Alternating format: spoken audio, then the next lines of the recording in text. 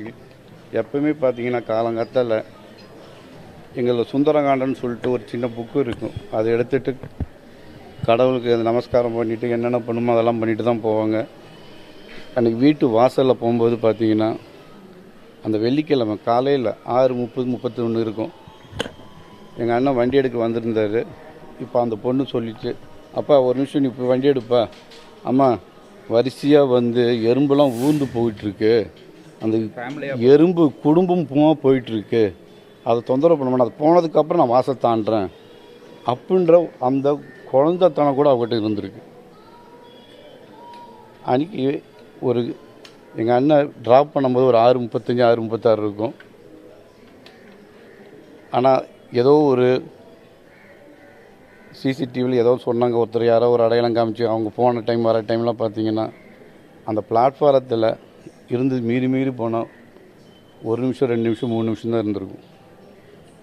இது என்ன சொல்ல வரேன்னா, அந்த மாதிரி டைம் இல்லை. பொதுமக்கள் பார்த்திங்கன்னா எத்தனையோ பயனாளிகள் அந்த இடத்துல பிளாட்ஃபாரத்தில் இருந்திருப்பாங்க. இந்த அசம்பாவிதம் நடந்த டைமில் இன்றைக்கி இந்த வாழ்க்கை முறையே நிறைய பேருக்கு மாறி இருக்குது. எது எடுத்தாலும் மொபைலில் ஃபோட்டோ எடுக்கிற கல்ச்சர் நம்மளையும் அறியாமல் வந்திருக்கு. அந்த மாதிரி டைமில் பொதுமக்களை யாராவது ஒருத்தர் ஏதாவது ஒரு சின்ன ஃபோட்டோவோ ஒரு வீடியோவோ ஏதாவது கொடுத்துருந்தீங்கன்னா அது நம்ம காவல்துறைக்கும் ரொம்ப உதவிகரமாக இருக்கும்.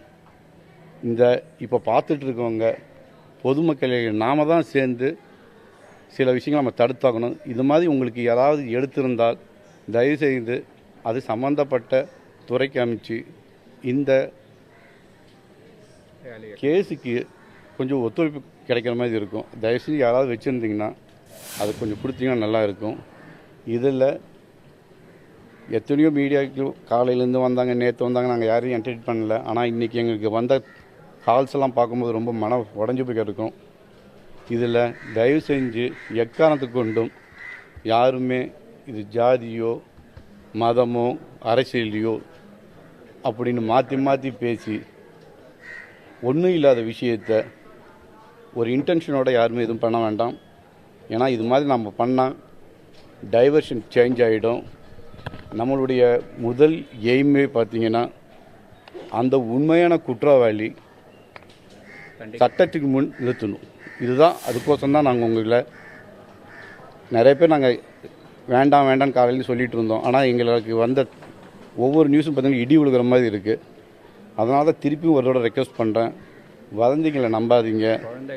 அதே மாதிரி எங்கள் வீட்டு குடும்பத்து அந்த பொண்ணு என்னென்ன இதுன்றது எங்களுக்கு நல்லா தெரியும். இதில் வந்து திருப்பி உங்களுக்கு இதில் ஜாதியோ அரசியலோ மதமோ சம்மந்தப்பட்டது இல்லை. பொதுமக்களையே நாம தான் ஏதாவது ஒரு எவிடன்ஸ் கிடைச்சதுன்னா அதை காவல்துறைக்கு கொடுத்தீங்கன்னா ரொம்ப முக்கியமாக இருக்கும். நன்றி, வணக்கம் சார். காவல்துறையே பயங்கரமாக குழம்பி இருக்கு. ஏதாவது உங்களுக்கு ஏதாவது தெரியுமா? எங்களுக்கு கிடைச்ச அத்தனை விவரங்களும் நாங்கள் கொடுத்துருக்கோம்.